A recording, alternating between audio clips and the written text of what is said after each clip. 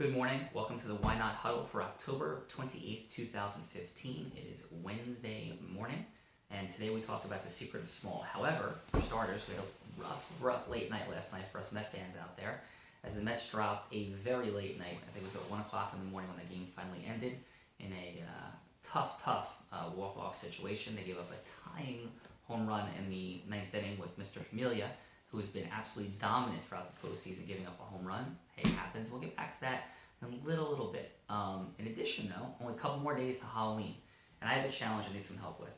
I don't know what to be for Halloween, so if you could send some emails, give me some thoughts. We have a costume party in the office, a little parade that we do. We have about 100 folks that work for the firm, and I got to think of something creative and clever. Not an easy thing to do each year. Halloween costume selection is probably not within the core of my wheelhouse. So if you have any thoughts or suggestions, I would greatly appreciate it. Again, email to scallagy@callagylaw.com. That's scallagy@callagylaw.com. To the secret of small. What are we talking about, the secret of small? Well, a lot of times we talk about the idea of people creating shifts or changes in their life. And when we talk about personal development within the morning huddles, the Why Not Huddles, we're talking about the idea of you achieving something new or better in any area of your life. The areas are your career, your finances, your relationships, your money, your health, your fitness, any aspect of your life, skill sets in communication, public speaking, sales ability, any of it. So the distinction of small is all about this. Folks, when we talk to them, sometimes delay making shifts in their life because they see them as really big. So let's say somebody wants to double their income, for example. They'll see it as some massive process that's going to take this full dedication of every ounce of their being, their life, their time. People often do the same thing with losing weight or getting in better shape. They keep forestalling it because they deem that first day of change to be a massive shift in their life. Now, what are the challenges with this? Well, the first challenge is that when you psychologically set something up for yourself as large, you don't want to start it. You don't want to do it. It feels painful. We as human beings develop patterns, neural patterns in our brain, habitual patterns of the way that we live. When we look at changing those in significant or substantial ways, we hesitate. We don't move forward. One challenge. A second challenge is every time that we're seeking to make something better happen, I discussed a couple of days ago the idea of always buying something new in terms of fitness equipment. When we look at making improvements, we like take ourselves off a track and put ourselves on a new track. Take ourselves off a track, put ourselves on a new track. We make these big changes. And a lot of times, all the time basically, that's not really what's necessary.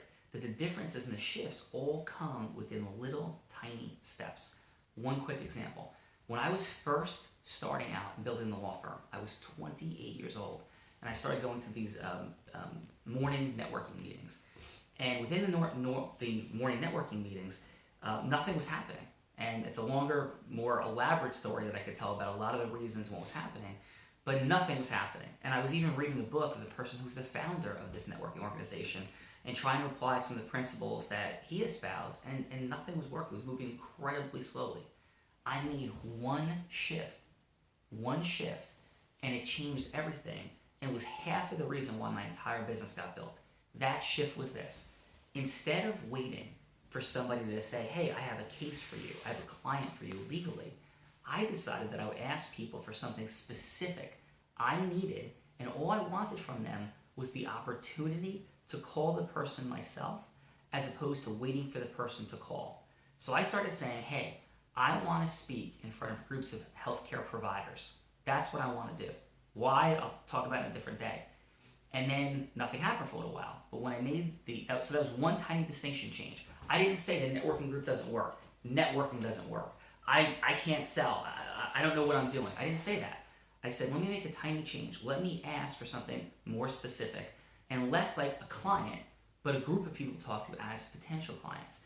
I then made one additional distinction is let me call them directly first. I started calling people to help me book speaking engagements in front of healthcare providers.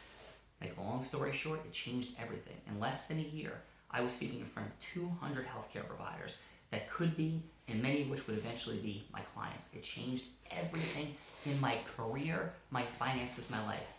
Two small distinctions. So your question for today is, Where are you making things bigger than they need to be, as opposed to just applying the simple processes you know? Are you writing your goals down? We talked about it. Are you reviewing your goals? If not, why not? Because you're making it bigger potentially it needs to be, which leads to fear and stress and overwhelm. Small distinctions make it happen. Let's go Mets game 2 tonight. Tell me what I should be for Halloween, Callagy@CallagyLaw.com.